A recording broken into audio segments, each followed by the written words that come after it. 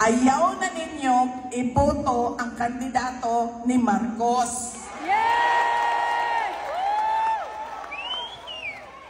Ngano man, kay kaning mga kandidatuhan sila man pod ang nagasulti kay Marcos, okay lang nga dili nimo ihatag imong saad, basta paliguin lang mig-aix og tupad og akap, kami na'y bahala. Okay lang. Actually sir, tinuod na, impeachable offense no ilahang gibuhat kay PRD. Yes! Yes! That is a betrayal of public trust. Classic. Dili nimo pwede kuhaon ang isa ka Pilipino dinhi sa sulod sa ato ang nasod.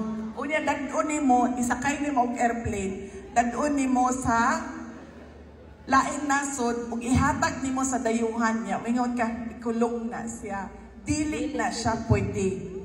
Ang tawag ana sa international law, extraordinary rendition. It's a crime. Dili na siya pwede mo nang kanang ginaingon nimo nga impeachable offense. Tama gina siya, sir. Yes. Siya dapat ang i-impeach. Sayahang gibuhat kay President Duterte. Yes!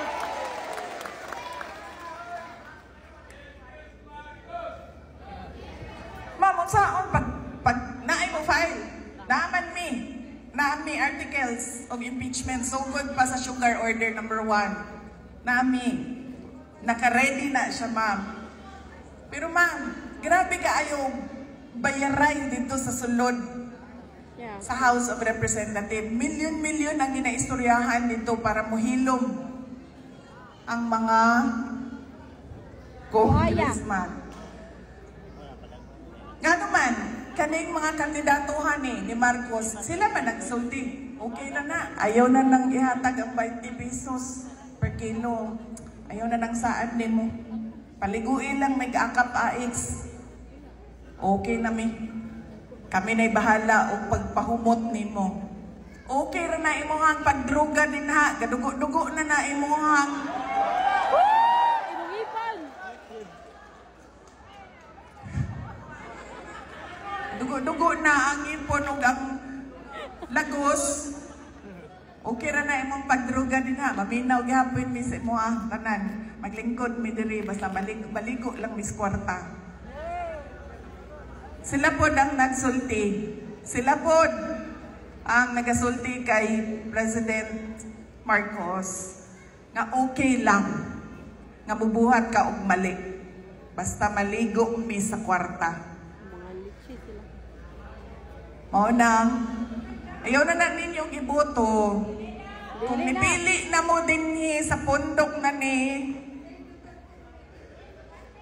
Team Duterte, ang listahan, dadaanan ninyo inyong listahan.